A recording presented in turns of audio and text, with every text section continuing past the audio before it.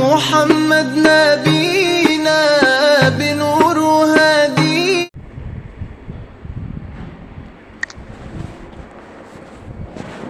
الحمد لله نحمده ونستعينه ونستغفره ونؤمن به ونتوكل عليه ونعوذ بالله من شرور أنفسنا ومن سيئات أعمالنا. من يهده الله فلا مضل له ومن يضلله فلا هادي له. ونشهد أن لا إله إلا الله وحده لا شريك له ونشهد أن سيدنا ومولانا محمدا عبده ورسوله. أما بعد فأعوذ بالله من الشيطان الرجيم. بسم الله الرحمن الرحيم. شهر رمضان الذي أنزل فيه القرآن هدى للناس وبينات من الهدى والفرقان.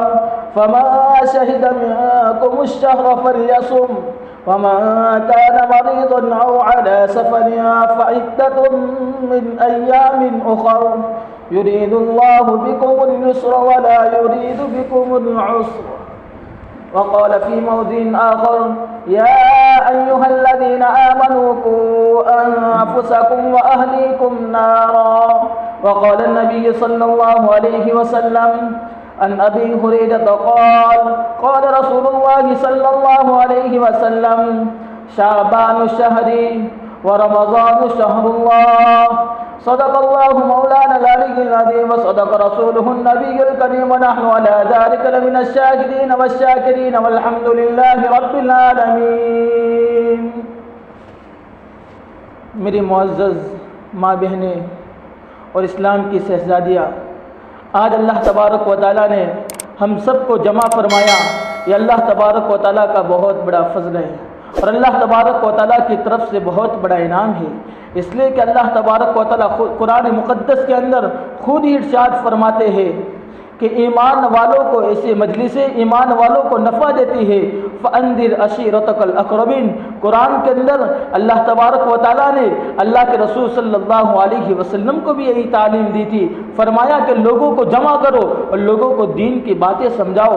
عبداللہ ابن مسعود رضی اللہ تعالیٰ عنہ، غالباً روایت میں آتا ہے کہ عبداللہ ابن مسعود رضی اللہ تعالیٰ عنہ فرماتے تھے کہ صحابہ اکرام عبداللہ ابن مسعود رضی اللہ تعالیٰ عنہ کے پاس آتے تھے. وہ فقہ فی الدین تھے، لوگوں کو مسئلے مسائل بتاتے تھے. تو عبداللہ ابن مسعود کے پاس صحابہ آتے اور فرماتے: اے عبداللہ ابن مسعود، ہمیں روزانہ کوئی نصیحت کر دیجئے. تو عبداللہ ابن مسعود رضی اللہ تعالیٰ عنہ فرماتے ہیں کہ اگر میں روزانہ آپ لوگوں کو نصیحت کروں گا تو آپ لوگوں کے دلوں سے دین کے وقت ختم ہو جائے گی. اسی لیے میری ماں بہنوں، اللہ تبارک و تعالیٰ نے آج ہم سب کو جوڑا ہے، یہ دین کی نسبت پر جوڑا ہے. یہ کتنی بڑی نعمت ہے. اور اس کے ساتھ ساتھ اللہ تبارک و تعالیٰ ہمارے سامنے رمضان المبارک کا مہینہ لا رہا ہے. اتنا برکت والا مہینہ، اتنا خیر والا مہینہ کہ انسان اللہ تبارک و تعالیٰ اس عبادت کے ذریعے، اس رمضان المبارک کے روزوں کے ذریعے اللہ تبارک و تعالیٰ اپنے بندوں کو اپنا قرب نصیب کرتا ہے، اپنے معرفت کا نور نصیب کرتا ہے، اس کو معرفت کا جام پہلاتا ہے اور فرماتے ہیں: اے میرے بندو.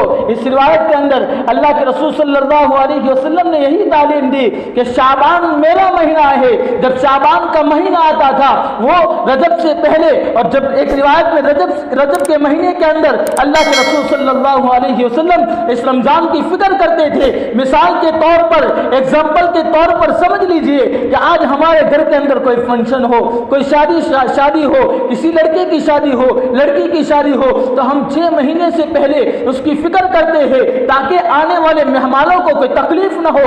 تو میری ماں بہنوں، اللہ تبارک و تعالیٰ نے ہم کو بھی رمضان المبارک کا مہینہ دیا تو ہمیں بھی اس رمضان المبارک کے مہینے کی پہلے سے فکر کرنی چاہیے، کوشش کرنی چاہیے کہ ہمارا رمضان المبارک کا مہینہ خیر اور عافیت کے ساتھ گزرے. جیسا کہ اللہ کے رسول صلی اللہ علیہ وسلم فکر کرتے تھے، اپنی ذاتوں کو اور اپنے نفسوں کو کچالتے تھے. اسی مہینے کے اندر اللہ کے رسول صلی اللہ علیہ وسلم نفلی روزے رکھتے تھے. اس لیے رکھتے تھے اللہ کے رسول صلی اللہ علیہ وسلم تاکہ رمضان کے روزے رکھنا آسان ہو جائے. یہ اللہ کے رسول صلی اللہ علیہ وسلم کی تعلیم دی. تو میری ماں بہنوں ہمیں بھی اسی تعلیم کو اپنی زندگی میں لانا ہے. یہ کیسے آئے گا؟ یہ رمضان مبارک کا مہینہ خالی پینے اور کھانے کا مہینہ نہیں ہے، عیش آرام کا مہینہ نہیں ہے، بلکہ عبادتوں کو لوٹنے کا مہینہ ہے، اللہ کا قرب حاصل کرنے کا مہینہ ہے کہ میرا رب اس سے راضی ہو جاوے اور میری دنیاوی زندگی کامیاب ہو جاوے اور میری آخرت کے آنے والی جو لامحدود زندگی ہے وہ کامیاب ہو جاوے. اسی لیے اللہ تبارک و تعالیٰ نے اس رمضان مبارک کا مہینہ دیا. آپ تاریخ اٹھا کر دیکھ لیجئے، قرآن اٹھا کر دیکھ لیجئے، سیرت کی کتابیں اٹھا کر دیکھ لیجئے، آپ کو کہیں نہیں ملے گا پہلے قومیں تھی تو اللہ تبارک و تعالیٰ نے ان پر رمضان کا مبارک مہینہ فرض نہیں کیا تھا، بلکہ ان پر 2 روزے جو محرم کے روزے آتے ہیں وہ ان پر فرض تھے. کیوں؟ اس لیے کہ ان کی عمروں میں زیادہ برکتیں رکھی تھی اور اس امت کے اللہ تبارک و تعالیٰ نے برکتوں کو کم کر دیا، لیکن ایک عبادت کا مہینہ دیا تاکہ میری جو پہلی نسلیں تھی، پہلی جو قومیں گزری، وہ جتنی عبادت کر کے آئی اس سے زیادہ میری قوم عبادت کر کے آئے. اس لیے اللہ تبارک و تعالیٰ نے اس قوم کو فضیلت دی ہے. اسی لیے میری ماں بہنوں ہمیں اپنی زندگی کے اندر اپنے ایمان کو بنانا ہے، اور اپنے ایمان کے بنانے کے بعد اس رمضان مبارک کے مہینے کی قدر کب معلوم ہوگی؟ جب اپنے اندر ایمان بنا ہوگا، اللہ کی وحدانیت کا یقین ہمارے دلوں میں بیٹھا ہوگا اور اللہ کی ذات کو جانتے ہوں گے کہ اللہ وراء الورا ہے، وہ تقوی کا مالک ہے، اللہ تبارک و تعالیٰ کن فیکون ہے، وہ فعال لما یرید کا مالک ہے، ہر چیز اس کے قبضے قدرت میں ہے، اس کے حکم سے ہوتا ہے، جو ہوتا ہے اس کے حکم سے ہوتا ہے، اور جو ہوگا وہ بھی اس کے حکم سے ہوگا، اور جو آنے والا زمانہ ہے وہ بھی اس کے حکم سے چلے گا. یا اللہ تبارک و تعالیٰ خود قرآن کے اندر ارشاد فرماتے ہیں والعصر ان الانسان لفی خسر، بے شک انسان کھلے خسارے میں ہے، ٹوٹے میں ہے. اس لیے اپنے ایمان کو بنانے کی ضرورت ہے، اپنے ایمان کے پیچھے محنت کرنے کی ضرورت ہے. قرآن ہمیں کیا تعلیم دیتی ہے؟ قرآن اٹھاؤ، قرآن کہتا ہے یا ایھا الذین آمنوا قوا انفسکم واہلیکم نارا. ایمان والو خود بھی جہنم کی آگ سے بچو، گھر والوں کو جہنم کی آگ سے بچاؤ، اور مستورات کو جہنم کی آگ سے بچاؤ، اہل و عیال کو جہنم کی آگ سے بچاؤ. یہ قرآن ہمیں یہ تعلیم دیتی ہے. لیکن مفسرین اکرام فرماتے ہیں کہ صرف ایسا نہیں ہے کہ مرد کے لیے ضروری نہیں بلکہ عورت کے لیے بھی ضروری ہے کہ اگر وہ اپنا شوہر نمازوں کا اہتمام نہیں کرتا، روزوں کا اہتمام نہیں کرتا، ذکر و تسبیح کا اہتمام نہیں کرتا، تو ہم بھی اپنے مستورات کو، اپنے مردوں کو سمجھائے یہ دین ہے، یہ شریعت ہے، یہ اللہ کے رسول کا فرمان ہے، اس پر زندگی گزارو تاکہ آنے والی جو زندگی ہے، لامحدود زندگی ہے، وہ کامیاب ہو جائے. آج ہم نے اپنی فکر کر لی میرے ماں بہنوں، اگر ہم تہجد گزار بن جاوے، اطاعت گزار بن جاوے، اللہ کی فرما برداری کرنے والے بن جاوے، اللہ کے ایک ایک احکام کو جاننے والے بن جاوے، لیکن اگر ہمارے بچے کے اندر، ہماری بچی کے اندر، ہمارے شوہر کے اندر اگر دین نہیں ہوگا، اللہ کے رسول کے فرمان نہیں ہوگے، تو میری ماں بہنوں ہمیں بھی ان کے ساتھ جہنم میں جلنا پڑے گا. اسی لیے ہمیں بھی اپنے گھر والوں کی فکر کرنی ہے. آج ہماری بچیاں ہمارے سامنے باتیں آتی رہتی ہے، سوشل میڈیا پر بھی باتیں آتی رہتی ہے کہ آج ہماری بچیاں کتنے گھیروں کے ساتھ گھومتی ہے، ان کا طور طریق کہاں گیا. لیکن ہماری مائیں اپنی بچی سے نہیں پوچھتی اے میری بیٹی کہاں سے آ رہی ہے. تو میری ماں بہنوں ہمارے اندر دین نہیں ہے، شریعت نہیں ہے، اللہ کے احکام نہیں ہے، تو ہم کیسے رمضان مبارک کی قدر کر سکتے ہیں؟ اسی لیے سب سے پہلے اللہ کے رسول صلی اللہ علیہ وسلم کو اللہ تبارک و تعالیٰ نے جب نبی بنایا، نبوت عطا فرمائی. بخاری شریف کی روایت ہے آپ کے سر پر نبوت کا تاج رکھا گیا تو فرمایا اے میرے محبوب اب دین کا کام آغاز کرو، دعوت تبلیغ کا کام آغاز کرو. ایسا نہیں فرمایا کہ امت میں جاؤ امت کو سمجھاؤ، ایسا نہیں فرمایا کن فانذر وربک فکبر. اے نبی اپنے گھر سے دعوت و تبلیغ کا آغاز کرو. اللہ کے رسول صلی اللہ علیہ وسلم اس زمانے میں اس پر چڑھے اور اس دور میں رواج تھا، عرب کا رواج تھا کہ جب کوئی دین کی بات پیش کرنی ہوتی تھی تو وادی پر چڑھ کر لوگوں کو جمع کیا جاتا تھا. جیسے آج ہمارے ماں بہنوں کو کوئی دین کی بات پہنچانی ہو تو ایسے بیانات کے ذریعے پہنچاتے ہیں، جیسے مردوں کو کوئی دین کی بات پہنچانی ہو تو مسجدوں میں ممبر کے ذریعے پہنچاتے ہیں. تو میری ماں بہنوں اسی طرح اللہ کے رسول صلی اللہ علیہ وسلم کے زمانے کے اندر جب کوئی دین کی بات پیش کرنی ہوتی تھی تو اللہ کے رسول صلی اللہ علیہ وسلم اس وادی پر چڑھتے تھے اور اس دعوت کی تبلیغ کرتے تھے. اسی طرح جب اللہ کے رسول صلی اللہ علیہ وسلم نے صحابہ کو فرمایا کہ میرے صحابہ جاؤ اور لوگوں کو جمع کرو اور ان کو کہو کہ اس وادی کے قریب آ جاؤ. لوگ وادی کے قریب آ گئے لوگ وادی کے قریب آ گئے، اللہ کے رسول صلی اللہ علیہ وسلم اس وادی پر چڑھے اور فرمایا اے لوگوں قولوا لا الہ الا اللہ تفلحون، اے لوگوں کلمہ پڑھ لو کامیاب ہو جاؤ گے۔ وقت تک جنہوں نے وقت تک نبی کی بات کو مانا اللہ نے ان کو کامیاب کیا، اور جنہوں نے ٹھکرایا اللہ نے ان کو ناکام کیا۔ لیکن اس مجلس کے اندر آپ کے چچا ابو لہب تھے، انہوں نے کیا فرمایا؟ تبا لک ھذا جمعت، اے بھتیجے تو نے ہمیں اس لیے جمع کیا تھا کہ ہم اپنے آبا و اجداد کے دین کو چھوڑ کر تیرے دین کو ایجاد کریں گے۔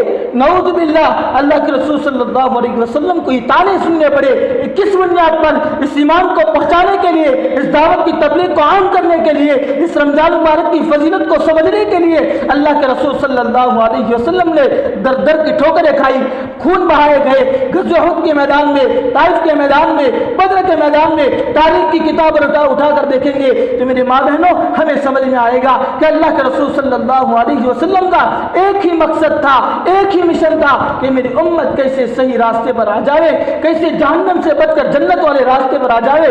تو میرے ماں بہنوں اس لیے ہمیں اپنے ایمان کو بنانا ہے، اپنے ایمان کے پیچھے محنت کرنے ہے۔ جب ایمان بنے گا تو اس سے رمضان مبارک کے مہینے کی قدر کرنے کی توفیق ہمارے پاس آئے گی۔ اگر ہمارے پاس ایمان نہیں ہوگا، ایمان کھوکھلے ہے، آج ہمارے پاس ایمان اتنے کھوکھلے ہیں کہ اگر کوئی شخص ہم سے کہہ دے کہ اگر تمہیں 10,000 روپے دے دے لیکن تم وقتی طور پر ایسا کہہ دو کہ تم اسلام سے نکل گئے، تو میرے ماں بہنوں ہم سب کہنے کے لیے تیار ہو جائیں گے۔ تو ہمارے ایمان کا کیا ہوا؟ ہمارا ایمان کہاں گیا؟ صحابہ کا ایمان ایسا تھا کہ پہاڑ اپنی جگہ سے ہل سکتا ہے، سورج بے نور ہو سکتا ہے، زمین پھٹ سکتی ہے، لیکن صحابہ کا ایمان اپنی جگہ سے ہل نہیں سکتا، جنبش نہیں کر سکتا۔ صحابہ کا ایسا ایمان تھا، ایسے ایمان ہمیں بنانا ہے۔ قرآن کے اندر اللہ تبارک و تعالیٰ کہتے ہیں والذین جاہدوا فینا لنہدینہم سبلنا۔ اس آیت کی تفسیر میں علامہ تھانوی رحمۃ اللہ علیہ ارشاد فرماتے ہیں کہ والذین جاہدوا، دوسرے مفسرین اکرام اس کی تفسیر میں فرماتے ہیں کہ مفتی تقی عثمانی صاحب دامت برکاتہم وفویضہم اس کی تفسیر میں فرماتے ہیں والذین جاہدوا، اس سے مراد یہ ہے کہ اللہ کے راستے میں مجاہدے اختیار کرنا، اللہ کے راستے میں تکلیف آئے اس تکلیفوں کو برداشت کرنا، شوہر کی طرف سے کوئی تکلیف آئے اس تکلیف کو برداشت کرنا، لیکن نہیں۔ علامہ تھانوی رحمۃ اللہ علیہ فرماتے ہیں کہ والذین جاہدوا، اس سے مراد یہ ہے کہ اللہ کے راستے میں اللہ کی جتنی بھی نشانیاں ہیں، اللہ نے جتنی بھی تخلیق، اللہ نے جتنی چیزوں کو پیدا کیا، اتنا بڑا آسمان، یہ چوڑی چکلی زمین، اتنے بڑا سمندر، یہ دریا، یہ موج، یہ تمام کپڑے، یہ دکانیں، یہ کاروبار، یہ گاڑیاں، یہ سواریاں، یہ تمام چیزیں اللہ تبارک و تعالیٰ کی قدرت سے پیدا ہوئی ہے۔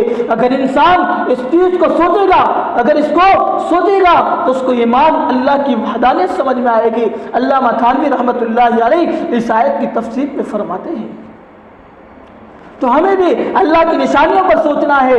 آج یہ کھیتیوں سے، یہ کھیتی باڑی سے جو دھان نکلتا ہے، گیہوں نکلتے ہیں، جوار نکلتا ہے، باجرہ نکلتا ہے، یہ کہاں سے نکلتا ہے؟ یہ تیل کہاں سے نکلتا ہے؟ یہ اللہ تبارک و تعالیٰ کے خزانوں سے نکلتے ہیں۔ اللہ تبارک و تعالیٰ کے خزانے بہت بڑے ہوئے ہیں۔ آپ سوچ لیجئے، ایک مثال کے طور پر اگر بھینس ہو تو بھینس کے تھن کے اندر سے اگر دبایا جائے تو اس سے دودھ نکلتا ہے، لیکن اگر اس تھن کو کاٹ دیا جائے تو میرے ماں بہنوں کیا اس سے دودھ نکلے گا؟ ہرگز نہیں نکل سکتا، بلکہ خون نکلے گا۔ تو یہ کس نے دودھ نکالا؟ اس بھینس کے آکل سے خون کس نے نکالا؟ یہ اللہ تبارک و تعالیٰ کی کاریگری ہے۔ اللہ تبارک و تعالیٰ اپنے بندوں کو سمجھا رہے کہ میرے بندوں یہ میری کاریگری ہے، یہ جو موٹر سائیکل چلتی ہے، یہ گاڑیاں چلتی ہے، یہ سواریاں چلتی ہے، یہ ویسے تھوڑی چلتی ہے، بلکہ اللہ تبارک و تعالیٰ نے انسان کے اندر وہ عقل و فراست رکھی تاکہ جا کر انسان نے اس مشین کو بنایا، اس بائک کو بنایا، اس گاڑی کے انجن کو بنایا، اس پہ پیٹرول کی ٹینکی رکھی جس کے ذریعے گاڑیاں چلتی ہے، سواریاں چلتی ہے۔ تو انسان یہ سوچے گا تب جا کے اسے اللہ تبارک و تعالیٰ کی وحدانیت سمجھ میں آئے گی۔ تو میرے ماں بہنوں اللہ کی وحدانیت سمجھیں گے تب جا کر ہمارے اندر ایمان بنے گا، اور جب ایمان بنے گا تو اس کے بعد رمضان المبارک کے بابرکت مہینے کی قدر ہمارے اندر آئے گی۔ آج ہمارے اندر سے رمضان کا مہینے کی بابرکت، اس کو خصوصیات ہمیں نہیں معلوم کہ رمضان کیا ہے، کیا آنے والا ہے، بس یہی سوچتے ہیں۔ آج میں ہوں یا آپ بھی ہو، ہر ایک یہی سوچتے ہیں رمضان کا مہینہ آئے گا، کھانے میں مزہ آئے گا، پکوڑے، یہ سب چیزیں، پکوڑے، بجے، پھر اس کے ساتھ جوس، یہ تمام چیزیں کھانے پینے میں مزہ آئے گا۔ میری ماں بہنوں، یہ مہینے کھانے پینے کا نہیں ہے، بلکہ اللہ تبارک و تعالیٰ کی برکتوں کا مہینہ ہے، تو اللہ تبارک و تعالیٰ کی برکتوں کو لوٹے۔ اور روایت کے اندر اللہ تبارک و تعالیٰ خود ارشاد فرماتے ہیں وَرَمَضَانُ شَهْرُ اللَّهِ، کہ رمضان میرا مہینہ ہے۔ انسان پوری زندگی پورے مہینے کی قدر کرتا ہے، اپنے خواہشات کی قربانی دیتا ہے، کھانے سے، پینے سے، بیوی سے ملنے سے، تمام چیزوں سے انسان رکتا ہے، تب جا کر اللہ تبارک و تعالیٰ عید الفطر کے دن اس کا انعام دیتے ہیں۔ جیسے ایک ظاہری طور پر آج ہمارا بچہ مدرسے میں پڑھتا ہے، مدرسے میں پڑھ کر وہ پوزیشن نمبر لاتا ہے، اول نمبر سے کامیاب ہوتا ہے، تو استاد اس کو بلاتے ہیں، بیٹا ادھر آؤ، تو بیٹا آئے گا، استاد کہے گا بیٹا یہ لو تمہارا انعام ہے، تو بچہ کتنا خوش ہوگا اور آ کر اپنے اماں سے کہے گا اماں آج مجھے مدرسے میں انعام ملا، اماں بھی خوش ہو جائے گی۔ ابو کے پاس جائے گا، ابو میرے کو آج انعام ملا، ابو بھی خوش ہو جائے گا۔ تو میرے ماں بہنوں، یہ دنیا کا انعام ہے، جب بچہ لے کر آتا ہے ہم خوش ہو جاتے ہیں۔ رب ذوالجلال فرماتے ہیں اے میرے بندو، اے میرے بندو، میری اطاعت کرو، رمضان کی قدردانی کرو، رمضان کی عبادت کرو، رمضان میں مجھ سے قریب ہو جاؤ، میری معرفت کا نور حاصل کرو۔ اللہ تبارک و تعالیٰ اس پیغام کو رمضان میں دے رہے ہیں۔ تو میری ماں بہنوں، اللہ تبارک و تعالیٰ کا انعام تو بہت بڑا ہے۔ جب انسان ایک بالش سے ایک روایت میں آتا ہے، جب انسان اللہ کی طرف ایک بالش سے چلتا ہے، اللہ اس کی طرف دو بالش سے آتا ہے۔ جب انسان دو بالش سے چلتا ہے، اللہ اس کی طرف ایک ہاتھ بڑھ کر آتا ہے، اور جب انسان ایک ہاتھ بڑھ کر چلتا ہے تو اللہ تبارک و تعالیٰ اس کو اپنا آغوش میں لے لیتے ہیں، اپنی رحمت میں ڈھانپ دیتے ہیں، اس پر اپنی رحمت کی چادر پھیر دیتے ہیں۔ اللہ تبارک و تعالیٰ ورا الورا ہے، وہ رحیم ذات ہے، وہ کریم ذات ہے۔ میری ماں بہنوں، یہ رمضان کا بدلہ اللہ خود کہتے کہ رمضان کا بدلہ میں خود آپ واقعہ سناؤ، میں اس کے متعلق ایک واقعہ سناتا چلوں کہ ہارون رشید کے زمانے میں ایک بادشاہ گزرا ہے۔ ہارون رشید ایک بہت نیک بادشاہ گزرا ہے، اس کے پاس دو باندیاں تھی، دو باندیوں کو بلایا تو وہ کالی سے زیادہ محبت کرتا تھا اور گوری سے کم کرتا تھا۔ تو باندی نے پوچھا، اس غلام نے، جو درباری لوگ تھے، وزراء تھے، اس میں کام کرنے والے تھے، تو انہوں نے پوچھا بادشاہ سلامت، آپ کالی سے زیادہ محبت کرتے ہیں اور گوری سے کم کرتے ہیں۔ تو بادشاہ نے کہا اچھا آپ کو اعتراض ہے؟ تو کہا ہاں ہمیں اعتراض ہے۔ تو کہا اس محلے کے اندر جتنا بھی سونا، چاندی، جواہرات، موتی، جو کچھ بھی ہو تمام کو محل میں نکال دیا جائے۔ پھر تمام چیزوں کو سونا، چاندی، جواہرات، موتی، عنبر، تمام چیزوں کو محل میں لایا گیا۔ پھر اس کے بعد بادشاہ نے کہا میری دو باندیوں کو بلاؤ۔ وہ دو باندی کو بلایا گیا، ایک کالی آئی، گوری آئی۔ پھر بادشاہ سلامت نے کہا کہ میری باندیوں، جس پر تم ہاتھ رکھو گے وہ تمہارا ہو جائے گا، جس پر تم ہاتھ رکھو گے وہ تمہارا ہو جائے گا۔ تو وہ جو گوری تھی، جو گوری باندی تھی، اس نے سونا، چاندی، جواہرات، اس کے بڑے بڑے ٹھیلے تھے، اس پر ہاتھ رکھ دیا۔ تو بادشاہ نے کہا ٹھیک ہے، یہ تمام چیزیں تیری ہو گئی۔ پھر کالی جو تھی وہ رونے لگی اور آ کر بادشاہ کے سر پر ہاتھ رکھ دیا۔ تو لوگ ہنسنے لگے، مذاق اڑانے لگے کہ گانڈی ہے کیا، اس نے بادشاہ کے سر پر ہاتھ رکھ دیا۔ پھر اس نے درباری ہنسنے لگے۔ پھر اس کے بعد بادشاہ نے کہا کہ میری حقیقت، میری محبت سچی تھی، میری محبت سچی تھی، اس نے میرے سر پر ہاتھ رکھا، اس سے اس کی مراد یہ ہے کہ مجھے چاہتی ہے، جب مجھے چاہتی ہے یہ محلات میں سونا اور چاندی، وہ تمام چیزیں میری ہے، یہ تمام چیزیں اس کی ہو جائے گی۔ تو میری ماں بہنوں، اس واقعے سے ہمیں یہ سمجھ میں آیا کہ اللہ تبارک و تعالیٰ کو اپنا بنا لو، اللہ کو اپنا بنا لو۔ جب اللہ اپنا بن جائے گا پوری کائنات ہمارے قدموں میں آ جائے گی، پوری کائنات ہمارے سامنے جھک جائے گی، اور اللہ تبارک و تعالیٰ تعالیٰ اس رمضان کی برکتیں ہمیں نصیب فرمائیں گے۔ اس رمضان کی بڑی بڑی فضیلتیں ہیں کہ رمضان کا مہینہ جب آتا ہے تب اللہ تبارک و تعالیٰ تمام شیاطین کو قید کر دیتے ہیں، تمام شیاطین کو قید کر دیتے ہیں اور ان کو ڈال دیتے ہیں۔ اللہ جہنم کا پہلا اسرا، دوسرا جنت، ایسے 3 اسرے اللہ تبارک و تعالیٰ اس رمضان میں بیان فرماتے ہیں، اور اس کے ساتھ ساتھ کتنے جہنمیوں کو جنت کی طرف لے جایا جاتا ہے، جہنم سے رسائی کی جاتی ہے، جہنم سے نکالا جاتا ہے۔ یہ رمضان کے بابرکت خصوصیات ہے، تو اس کے اندر اس رمضان کی خصوصیات کو حاصل کرنا ہے۔ اللہ کے رسول صلی اللہ علیہ وسلم نے ایک روایت میں ارشاد فرمایا، بنی الاسلام علی 5 شہادت ان لا الہ الا اللہ واقام الصلاۃ وایتاء الزکاۃ وصوم رمضان وتحج البیت من استطاع الیہ سبیلا۔ یہ 5 بنیادی چیزیں بیان فرمائی ایمان والوں کے لیے۔ یہ 5 بنیادی چیزوں کا ہونا ضروری ہے۔ اگر ان میں سے ایک بھی نہیں، اگر ان میں سے ایک کے اوپر شک شبہ، جیسے کہتے ہیں نا شک شبہ، تو اسے ایک کے اوپر اگر شک شبہ رہ گیا تو وہ ایمان سے نکل جاتا ہے، وہ اسلام سے نکل جاتا ہے، اس کا ایمان میں اور اسلام میں کوئی ذرہ برابر ایمان میں باقی نہیں رہا، بلکہ وہ ایمان سے نکل گیا تو اس کا ٹھکانہ فنی سمنا، تو اس کا ٹھکانہ جنت نہیں ہوگا بلکہ کیا ہوگا؟ جہنم ہوگا۔ یہ اللہ کے رسول صلی اللہ علیہ وسلم کی تعلیم ہے۔ اور اس کے ساتھ ساتھ یہ رمضان مبارک کا مہینہ ہے، اس کے اندر بہت سے خرافات ہوتے ہیں۔ ہمارے گھروں کے اندر کیا خرافات ہوتے ہیں؟ غیبت ہوتی ہے، غیبت، طعنہ، تشنیع، لوگوں کو برا بھلا کہنا، لوگوں کے متعلق باتیں بنانا، پھر اس کو مارکیٹ میں چلانا، یہ تمام ہماری خصوصیات ہے، یہاں ہماری ماں بہنوں کی خصوصیات ہے۔ میری ماں بہنوں، ان تمام چیزوں کو دور کر دو۔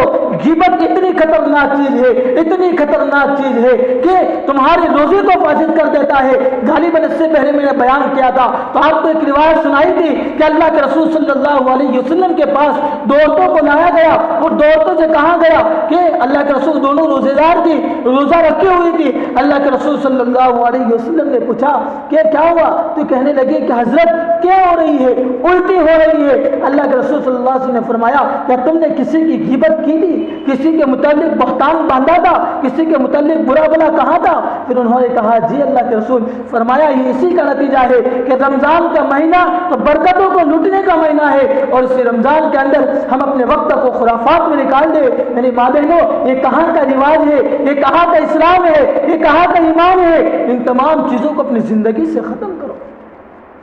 اصلاح خطبات ایک کتاب ہے، مفتی تقی عثمانی صاحب دامت برکاتہم کی، اس کے اندر حضرت ایک واقعے کو نقل کرتے ہیں کہ ربی ابن تابی گزرے، ربی نام ہے ان کا، ربی ابن تابی ایک تابی گزرے ہیں۔ وہ فرماتے ہیں کہ ایک مرتبہ ایک مجلس لگی ہوئی تھی، اس مجلس میں جا کر بیٹھ گیا، تھوڑی دیر بیٹھا تو ادھر ادھر کی باتیں ہوئی، پھر اس میں غیبت کا مضمون چھوڑ گیا، کسی نے غیبت کرنا شروع کر دی۔ حضرت فرماتے تھے کہ اس مجلس سے اٹھ کر چلا گیا، اس مجلس سے اٹھ کر چلا گیا۔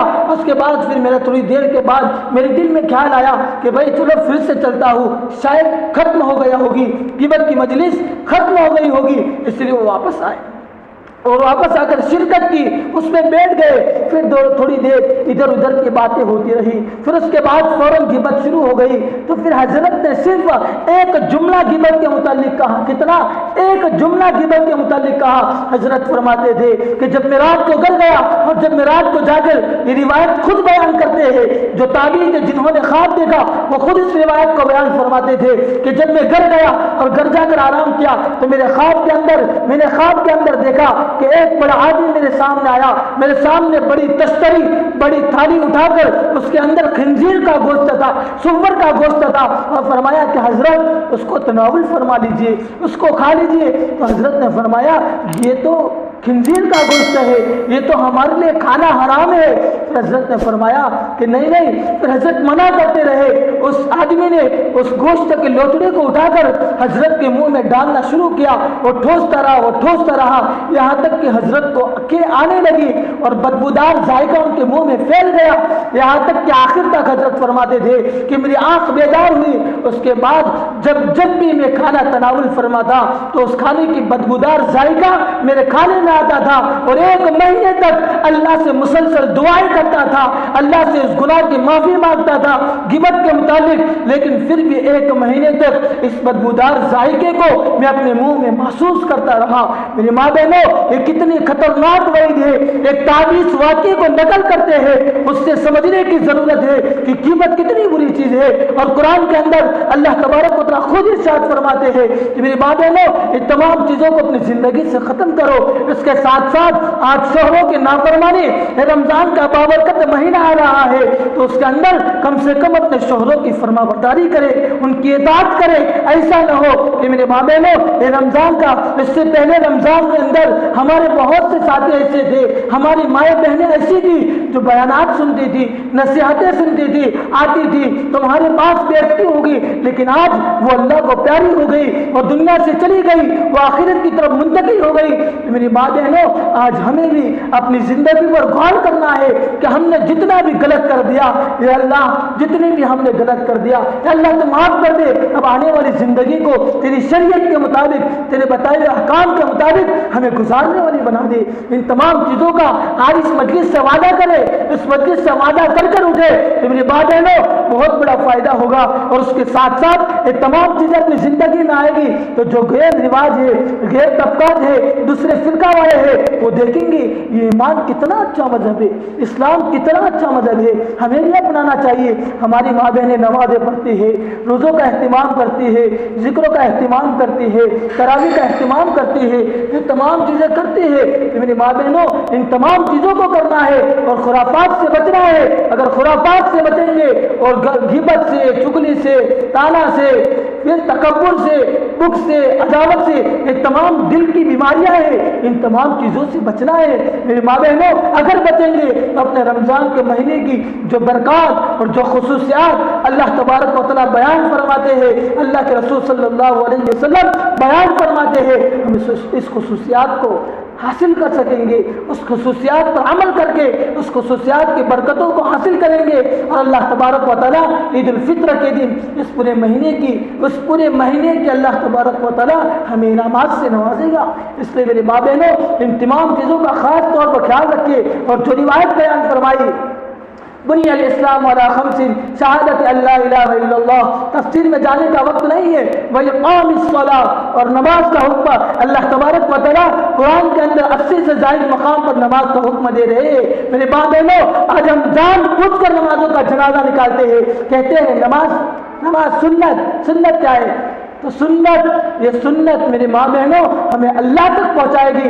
اللہ کے رسول صلی اللہ علیہ وسلم کی سنت ہے، اگر ہم اللہ کے رسول پر سنت کریں گے تو اللہ تبارک و تعالیٰ کا قرب نصیب ہوگا، اور ہمارے نبی صلی اللہ علیہ وسلم کل قیامت کے دن ہماری سفارش کروائیں گے۔ کل ہمارا نیکیوں کا پلہ جھکا ہوگا، ہمارا نیکیوں کا پلہ اوپر ہوگا اور گناہوں کا پلہ جھکا ہوا ہوگا۔ اللہ کے رسول صلی اللہ علیہ وسلم آئیں گے اور فرمائیں گے، اے میرے امتی، آ کر اس ترازو کو، جتنی بھی سنتیں ہم نے عمل کی ہوگی اس سنتوں کو اس پر رکھ دیں گے تو ہمارا نیکیوں کا پلہ جھک جائے گا۔ ہم کہیں گے ہائے ہائے کتنا اچھا ہو گیا کہ میری جنت بن گئی، کس نے رکھا؟ پھر پتہ چلے گا کہ ہم نے دنیاوی زندگی میں رہ کر اللہ کے رسول صلی اللہ علیہ وسلم کی سنتوں پر عمل کیا تو اللہ تبارک و تعالیٰ نے ہم کو دنیا میں بھی کامیاب کیا اور آخرت کے آنے والی لامحدود زندگی میں ضرور کامیاب کرے۔ یہ تمام چیزوں کو اپنی زندگی میں لانا ہے۔